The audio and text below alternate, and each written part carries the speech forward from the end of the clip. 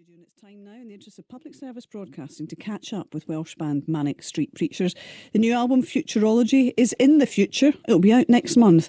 They've been around since 1986. How is it possible? But let's face it, a whole load of bands of that vintage, if they are still in the public eye at all, they've signed up to the whole nostalgia industry. They rock up for gigs with other acts who came to the fore at the same time. That's not true of the Manics, though. And when they played the Glasgow Barrowlands last autumn, Malcolm Jack, reviewing for The Guardian, said, if there's such a thing as songwriting Viagra, the Manics must be on it, as they approach 3 decades of action as a band. Let's find out what they're on. James Dean Bradfield from the Manics joins me now. Hello, welcome back. The most positive intro I've heard in a while. It's all downhill from you, Janice. What are you on? I think we're on brotherly love. I think it's what we live upon. It's what started the band, and it's probably what keep the band going for a while longer. Well, I think true. It's so nice to hear you say that, not in an ironic manner. It is it's true. Not. Yeah, it's kind of. I feel slightly embarrassed when I say it, but it's but not much. No, it's undoubtedly true. I think it's kind of. There are not many bands that have such indelible connections, have shared history, shared experience, Yeah. went to the same school, chased the same girls at kind of dodgy discos when they were 15.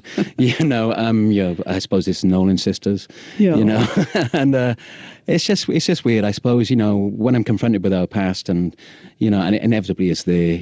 I think this is the only answer that we had some kind of serendipitous moment where it was just a perfect little kind of like kind of breeding ground for us just to be. Yeah. And I feel lucky for that. Definitely. No, that's good. And the energy is clearly still there with the new record, Futurology. And the last time we spoke, we were talking about Rewind the film. It's very difficult for me to keep track of your records. That's the one, isn't it? I think that's what you've got to be careful about as well. I think we will go away and hibernate after this record. But yeah, no, it's not annoying. It's just that we were talking at the time of how there were a whole bunch of songs came out, and it was almost like we've got this one, but we will be releasing another record. Yeah, and I think you got to be careful. But it was something that just happened, I mean, I'm no student of kind of Freud or Jung kind of thing, but I think our subconscious did something to us collectively this time. The fact that we were 2 months into a process of recording Rewind the film, and we realised we'd made 2 distinctly separate albums. One was more kind of brush-stroked with a acoustic kind of like nature and very retrospective, and the other one had a more angular plot line, and it was definitely inspired by a motoric kind of movement. And we just looked at it, and we were in despair when it first happened. We looked at these 20 songs that we collected, and we were like, how have we done this? Why have we done this? It's an odd one, isn't it? But it's good that you're able to, divide them up into 2 distinct and very different records. It was very easy to do that because they were so different. And like I said, there's always been a schizophrenic nature to what happens to us when we go in the studio, because we went from something like the Holy Bible, our 3rd album, which is a proto-punk kind of record with a lot of literary reference points, and then after that we went to Everything Must Go, which you've got to admit was a populist kind of rock album. Yeah. And so there's always been that kind of schizophrenic edge to us once we get in the studio, not outside the studio, thank goodness. And I think that process has just, accelerated. I can't believe it's 20 years since the Holy Bible album. Yeah, I mean, kind of. I think we actually might do something for the anniversary of it. And we're not ones that have done the circuit of doing kind of the whole classic album at the Royal Festival Hall, but I think we might do something for the Holy Bible. I think you should. Yeah, I think it's. People love that record. Yeah, but it's kind of I think you've got to almost approach it like a method actor, because that ship has sailed in terms of being that young, indestructible, nihilistic kind of like cipher. But the good thing is your audience are the same, so you both know what you're going into. Do you know what I mean? Yeah, no, it is. It is. I think the only awkward thing you feel about it is that the vanguard, the keeper of the flame of that record, which would obviously be Richey, is not there, and you've really got to tread carefully. You've got to make sure that you try and recapture something, even if it's just for 3 nights. You've really got to give it your best shot. Yeah.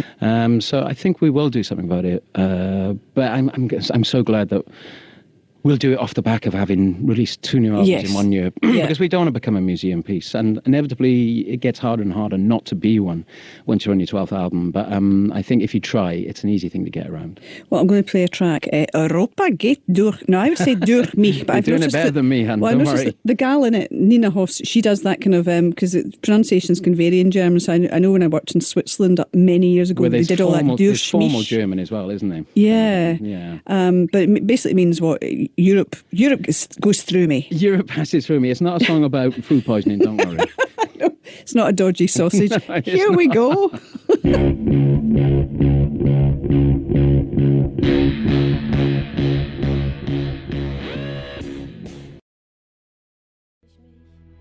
Europa geht durch mich. Europa geht durch mich. Europa geht durch mich. Well, I think it's true to say that there are certain politicians for whom that will not be an anthem. Europa geht durch mich. Manic Street Preachers from the new Futurology album, James Dean Bradfield there. That one goes like the bloomin' clappers, doesn't it? It could be, that song could be in danger of getting people speeding tickets, I think.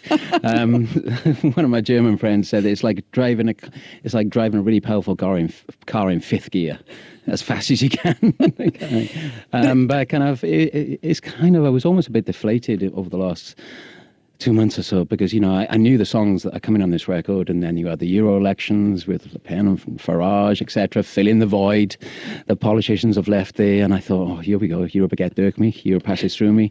And then there's a song on the album which is inspired by the founding of a steel works in Donetsk in Ukraine. I was like, oh, here we go, we're in the news cycle again, just with our songs. Indeed. So I got a bit deflated, really. But that sort of driving energy, though, and just looking at the video online, which just has the words flashing up, kind of stark black and red and white, and it does take us back to a kind of certain sort of almost Soviet style, or, you know, kind of futurologists and structuralists and Mayakovsky and all of that. Was that sort of in your mind when you were sort of, I don't know, figuring out the direction of this record? And definitely with Nick, you know, I think he was fascinated with, you know, with the turn of the century art movement in Europe that was so separate but somehow connected. And that's what you feel like when you're traveling through Europe. You feel that there are only two things that really connect Europe: a certain post-war civility and complication. But somehow we've tried to make a federalist idea out of it, and I kind of respect that, really. And it's just really strange, you know, when you if you're traveling through Germany, and whether it be in Bavaria, you know, you're going past the Alliance Arena in Munich, and then you're in the centre of Munich, and it's just riven with tradition. And then when you're in Berlin, you're in Potsdamer Platz, and then you just go 1 mile to the east, and you're in you're kind of in Prenzlauberg, you know, which still has a smell of the old Eastern Bloc, you know.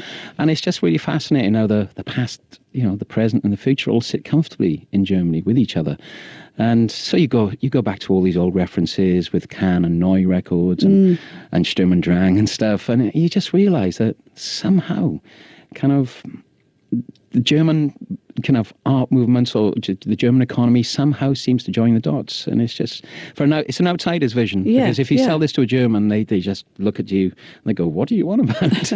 But kind of, I think the fact we've been touring in Germany since 1992, we've just seen it change in front of our eyes, and it's fascinating to us, really. No, I was going to say that, because one might also have thought that people who've toured as much as you have would be jaded with the whole thing, but it's really interesting to hear. I'm sure you have your moments when you are fed up with it, but how interesting that it's just sort of coming through the skin and into the songs, observing that incredible period of turbulence which we've lived through. I mean, we didn't live through the war, but, you know, with the wall coming down and everything, it's just been an extraordinary 2.5 decades. I suppose we were part of a generation that had these visceral, vicarious moments on the TV, things that we saw and that we didn't quite understand but it was there in front of us. You know, I've had it in other parts of the world. You know, I remember the first time we played Belfast, I think it was late 1991, and of course I've had the experience of seeing how things have changed there. Yes.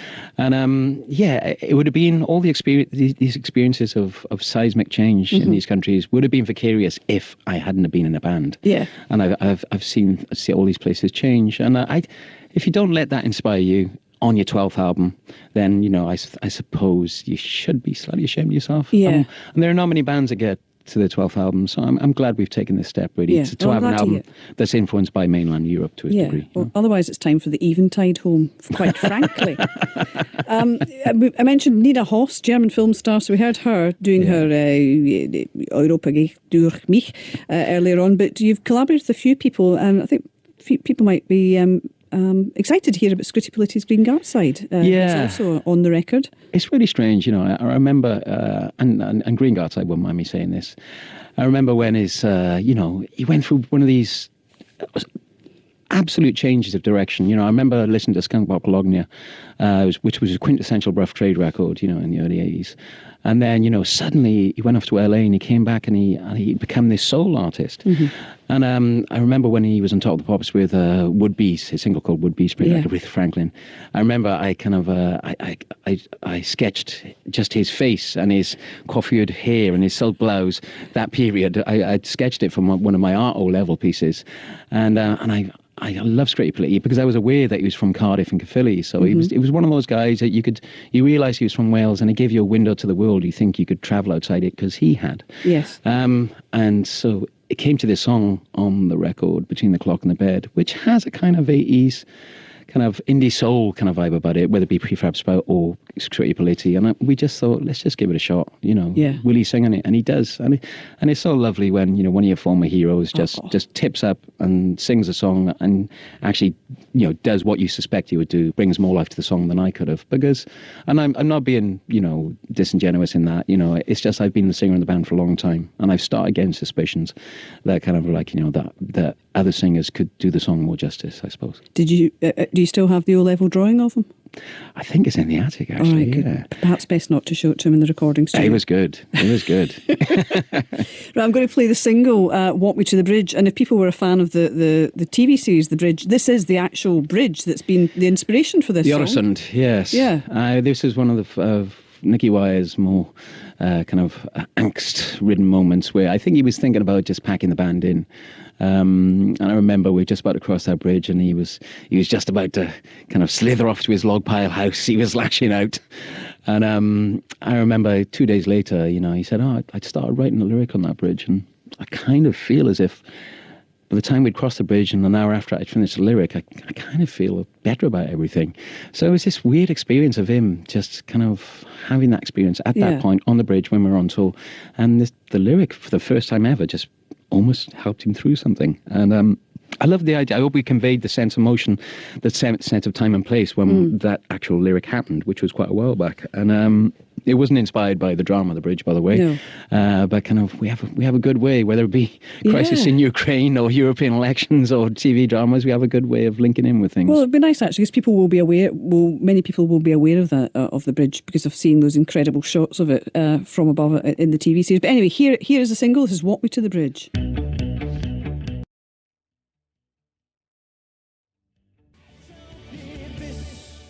Feels as if I've been slapped around the face in a good way. Walk Me to the Bridge, the new single from Futurology. Don't be sorry, James Dean Bradfield. She says there's another tremendous video accompanying that. That gal, she said there's no walking involved. There's a woman doing a lot of running. I know. She might have complained to a trade union after that video. Yeah, thank God it wasn't me. I'm 45, I know. But it was kind of, there was we did kind of use the template of Run Lola Run at times in the film, And you're talking about Potsdamer Platz and all that. We see all of that through Berlin. It's very striking. It is, it is. I kind of... we recorded part of the record in Berlin, and that was kind of by accident, I must say. But the guy that engineered the Holy Bible, because it didn't have production credit, was a guy called Alex Silva, who was a Welsh-Italian guy, and stayed really good friends with him. And he lives and works in Berlin now. And he's also the partner of Nina Hoss, so that's how she got to sing on the record. And so kind of, we wanted to work with him again, see if we still had that little Holy Bible spark. And in the end, he said, just come to Berlin, because we were worried that we would be overdoing the Berlin shtick, with Bowie and Iggy Pop and U2, Acton Baby, etc. But in the end, he just forced us to go and work with him, and he works in the hands of Berlin itself. So there was a bit of serendipity there. Yeah. And there was... This just felt there was a bit more harsh scrutiny when we were just recording in Berlin. It just felt that there was everything just was weighed down with a bit of reason, and it was just like I don't know. It just really worked, and You don't want to struggle at this age. You just want things to you just want to hit the ground running, and he made it work. It was great. No, it's terrific. Well, look, James, we're running out of time with the show, so I shall bid you. I'm trying to think. Auf Wiedersehen. Auf Wiedersehen. I'm going to go all German on you. Thank you very much. It's always good to talk to you. And it's a pleasure. Hope to see you in Scotland at some point soon. No, we're coming back. Don't worry. See you. Bye bye. Thank you very much. Bye bye. James Ian Bradfield there, Manic Street Preachers' Futurology album out on the 7th of July. The single you just heard, Walk Me to the Bridge, out now.